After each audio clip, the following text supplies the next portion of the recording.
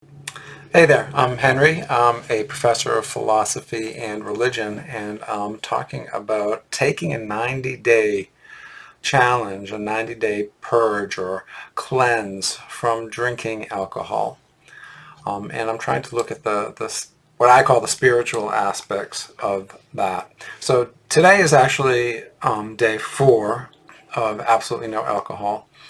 And these are the things I'm noticing. I'm noticing a difference already from day 0 to day 4. I am more in the habit of not drinking. So when the afternoon, evening comes around after work, I'm not thinking I will drink because I know I won't. So we are creatures of habit, as Aristotle said, and I really think we experience our lives based on what we've done the past few days or the past few weeks and years, etc. But especially the past few days have such a very powerful influence. So I am looking at things differently now. I'm not really as fearful, as anxious, as wondering if I'm going to really do this. I am doing it. It's what I am doing. I just have to continue with it. I see how good it is. I feel fine. I do miss perhaps not drinking, especially in future social situations. But overall, I've gotten into the habit. So the question is for me, how much of this reluctance that I was feeling is some sort of the power of or the addiction of alcohol, the compulsive nature of it, or is it just because it's sort of a big decision for me to make and how I relate to other people, friends, going out, I normally find making an important decision very difficult. So maybe this was just a matter of making a difficult decision.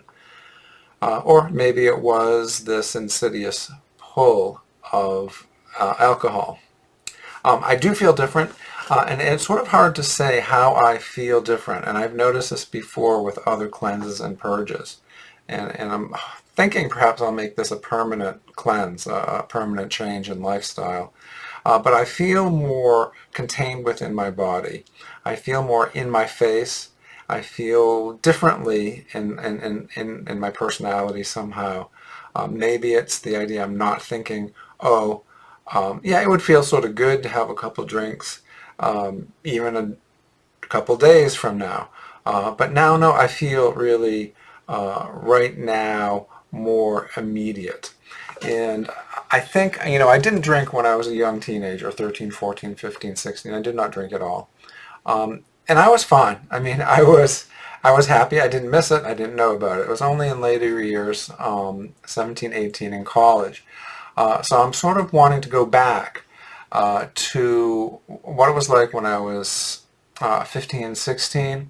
And life overall was fine. And there were some obvious problems, and I certainly had my share. But I was doing great music, studying physics and biology and reading and exercising and working out. Um, why I didn't miss anything at all. It was fun to be alive and just experience that. So why change any of that? Why can't I just go back to that? And that's the state I do want to go back to. So right now I'm changing in just how I feel. Very little subtle change, but there is a difference even after 4 days. And I had been cutting back for a couple weeks ahead of this, and I recommend that. I have through the course of the day I have less of this. Oh, Friday's coming up. It'll be good to have a couple drinks. I tend to not think those thoughts anymore. So future drinking is becoming less and less something I think about, and hence less anxiety about not doing that. I'm also becoming aware of what the actual drinking process entailed for me, whether I was home alone and cooking dinner or out with friends. And I would normally have 2 or 3 drinks. And I would notice one drink really didn't make me feel anything, but two gave me a comfortable feeling, nice buzz, and the third would keep it up. But somewhere between the second and third drink, I noticed that buzz or pleasant feeling that was very present just very quickly dissipated. It didn't last that long, maybe an hour.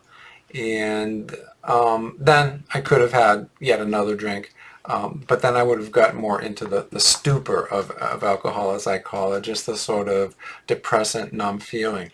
But in between two and three drinks, I noticed that that I was beginning to pay the price already for having had alcohol. So yeah, it was nice to have that buzz for an hour, pleasant feelings in body and mind, and and out with friends. The conversation was going great, but I noticed that after somewhere between that second and third drink, um, I was not really in that buzz anymore. It's quickly going away. My liver's processing the alcohol. My brain has gotten used to it.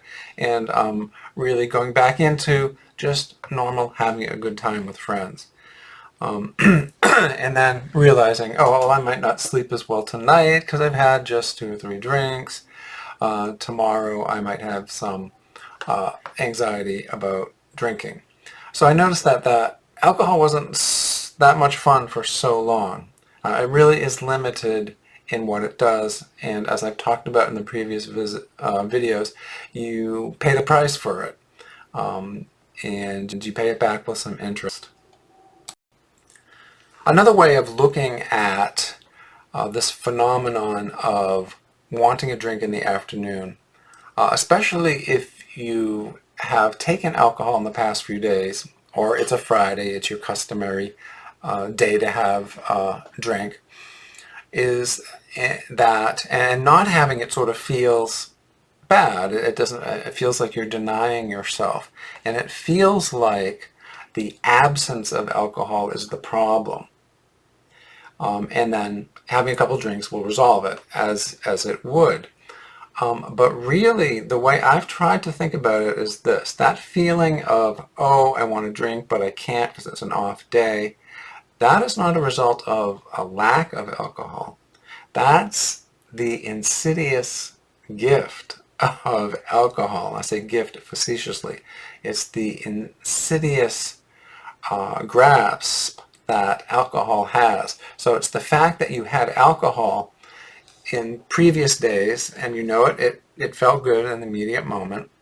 And so the next day you may feel that loss.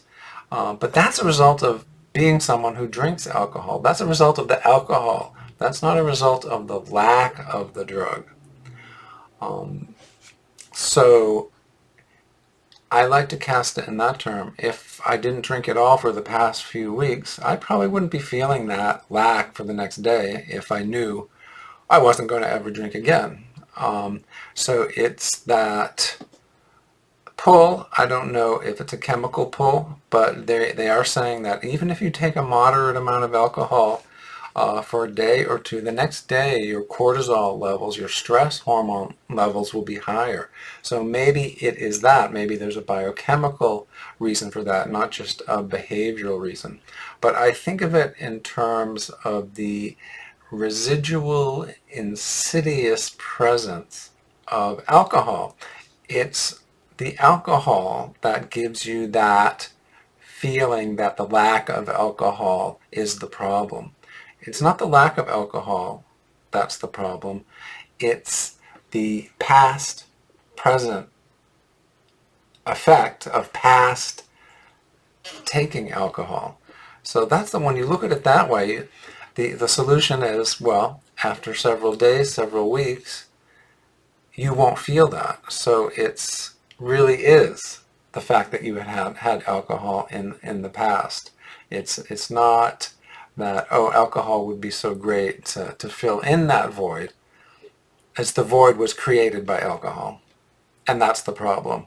And that's why a 90-day purge really gives you that